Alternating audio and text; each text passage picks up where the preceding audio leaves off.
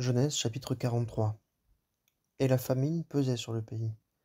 Et il arriva, lorsqu'ils eurent achevé de manger le blé qu'ils avaient apporté d'Égypte, que leur père leur dit: Retournez, achetez-nous un peu de vivres. Et Juda lui parla, disant: Cet homme nous a expressément protesté, disant: Vous ne verrez pas ma face, à moins que votre frère ne soit avec vous. Si tu envoies notre frère avec nous, nous descendrons, et nous t'achèterons des vivres. Mais si tu ne l'envoies pas, nous ne descendrons pas, car l'homme nous a dit: Vous ne verrez pas ma face, à moins que votre frère ne soit avec vous. Israël dit: Pourquoi m'avez-vous fait le tort de déclarer à l'homme que vous aviez encore un frère? Et ils lui dirent: L'homme s'est soigneusement enquis de nous et de notre parenté, disant: Votre père vit-il encore? Avez-vous encore un frère? Et nous l'avons informé selon la teneur de ses paroles. Pouvions-nous donc savoir qu'il dirait: Faites descendre votre frère? Et Juda dit à Israël, son père: Envoie le jeune homme avec moi, et nous nous lèverons et nous irons, et nous vivrons et ne mourrons pas, ni nous, ni toi, ni nos petits-enfants.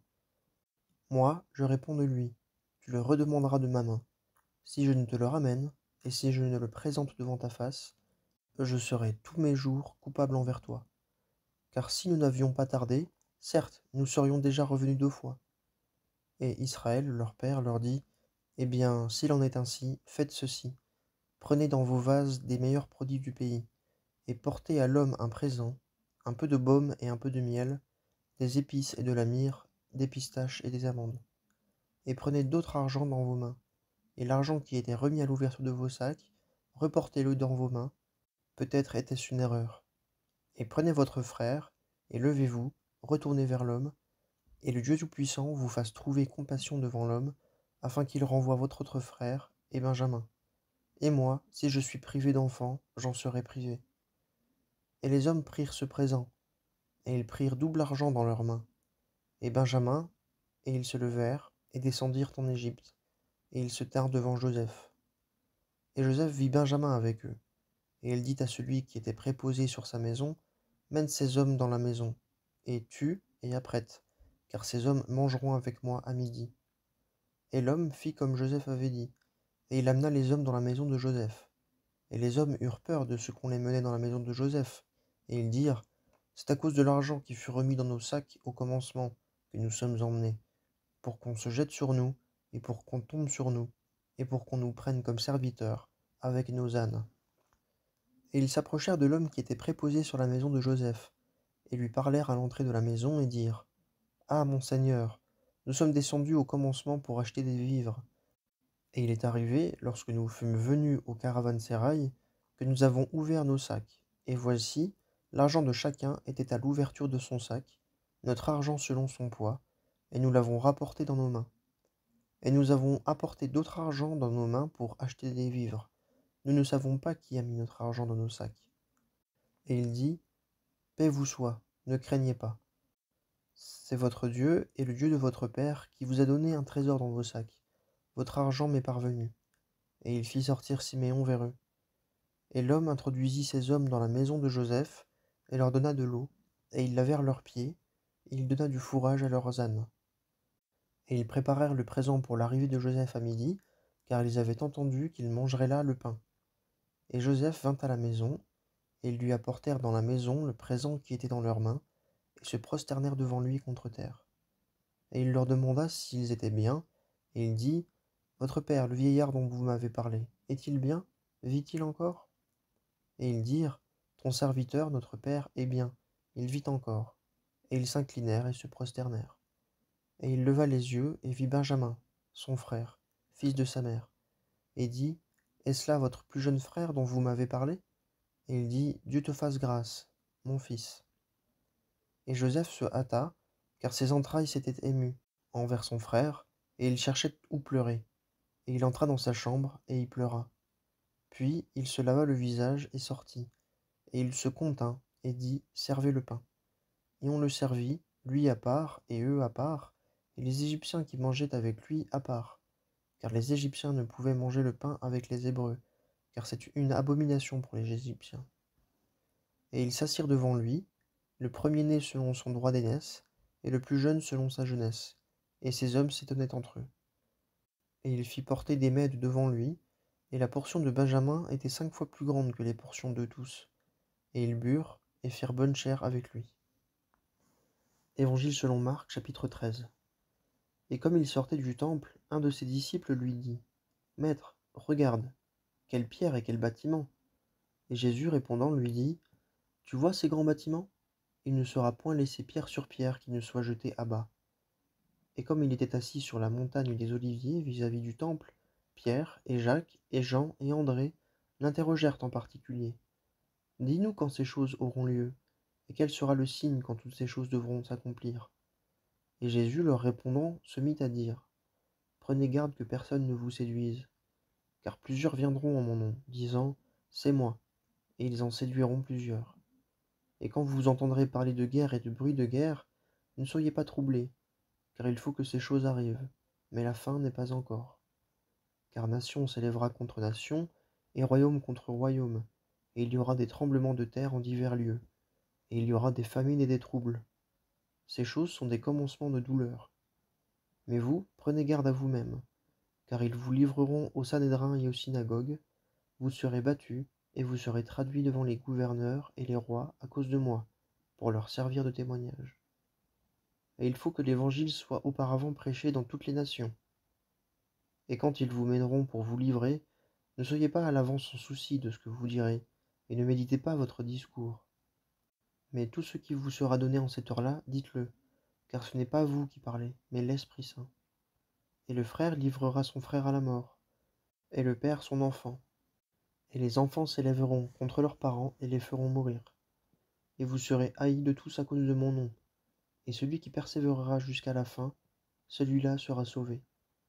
Et quand vous verrez l'abomination de la désolation établie où elle ne doit pas être, que celui qui l'y comprenne, alors que ceux qui sont en Judée s'enfuient dans les montagnes, et que celui qui est sur le toit ne descende pas dans la maison, et n'y entre pas pour emporter quoi que ce soit hors de la maison, et que celui qui est au champ ne retourne pas en arrière pour emporter son vêtement.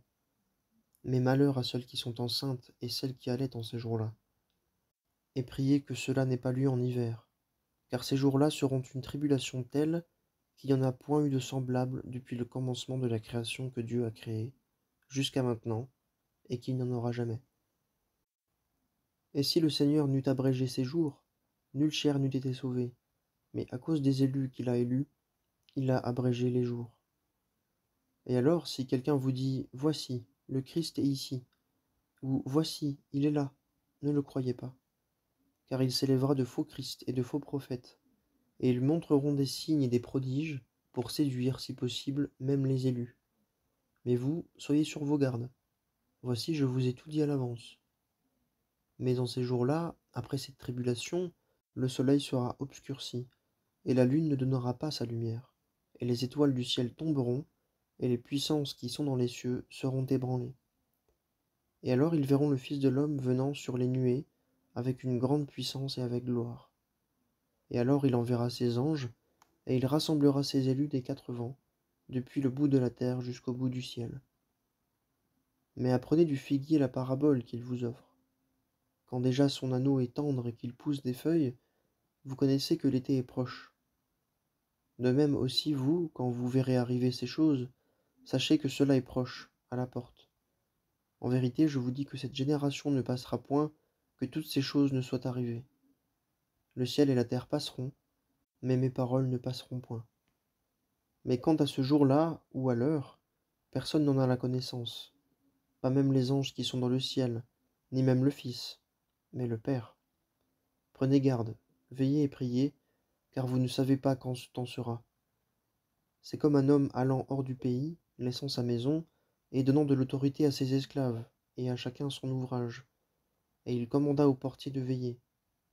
Veillez donc, car vous ne savez pas quand le maître de la maison viendra, le soir ou à minuit, ou au chant du coq ou au matin, de peur qu'arrivant tout à coup, il ne vous trouve dormant. Or ce que je vous dis à vous, je le dis à tous, veillez. Job, chapitre 9. Et Job répondit et dit: En vérité, je sais qu'il en est ainsi, mais comment l'homme sera-t-il juste devant Dieu? S'il se plaît à contester avec lui, il ne lui répondra pas sur un point entre 1000. Il est sage de cœur et puissant en force. Qui s'est endurci contre lui et a prospéré? Il transporte les montagnes, et elles ne savent pas qu'il les renverse dans sa colère. Il remue la terre de sa place, et ses colonnes tremblent. Il parle au soleil, et le soleil ne se lève pas, et sur les étoiles il met son sceau. Seul il étend les cieux et marche sur les hauteurs de la mer. Il a fait la grande ourse, Orion, et les Pléiades, et les chambres du midi. Il fait de grandes choses qu'on ne saurait sonder, et des merveilles à ne pouvoir les compter. Voici, il passe près de moi, et je ne le vois pas, et il passe à côté de moi, et je ne l'aperçois pas. Voici, il ravit. Qui l'en détournera? Qui lui dira: Que fais-tu? Dieu ne retire pas sa colère. Sous lui fléchissent les orgueilleux qui prêtent secours. Combien moins lui répondrais-je, moi, et choisirais-je mes paroles avec lui? Si j'étais juste, je ne lui répondrais pas. Je demanderais grâce à mon juge. Si je criais et qu'il me répondit, je ne croirais pas qu'il eût prêté l'oreille à ma voix. Lui qui m'écrase dans une tempête et qui multiplie mes blessures sans cause. Il ne me permet pas de reprendre haleine, car il me rassasie d'amertume. S'agit-il de force? Voici, il est fort. S'agit-il de jugement? Qui m'assignera? Si je me justifiais, ma bouche me condamnerait. Si j'étais parfait, il me montrerait pervers. Si j'étais parfait, je méconnaîtrais mon âme, je mépriserais ma vie. Tout revient au même. C'est pourquoi j'ai dit, il consume le parfait et le méchant. Si le fléau donne subitement la mort, il se rit de l'épreuve de l'innocent. La terre est livrée en la main du méchant, il couvre la face de ses juges. S'il n'en est pas ainsi, qui est-ce donc? Mes jours s'en vont plus vite qu'un coureur, il fuit, il ne voit pas ce qui est bon. Il passe rapide comme les barques de jonc, comme un aigle qui fond sur sa proie. Si je dis, j'oublierai ma plainte, je renoncerai à mon visage morne et je serai joyeux. Je suis épouvanté de tous mes tourments. Je sais que tu ne me tiendras pas pour innocent. Soit, je suis méchant. Pourquoi me fatiguai-je ainsi en vain? Si je me lave avec de l'eau de neige, et que je nettoie mes mains dans la pureté, tu me plongeras dans un fossé, et mes vêtements mourront en horreur. Car il n'est pas un homme, comme moi, pour que je lui réponde, pour que nous allions ensemble en jugement.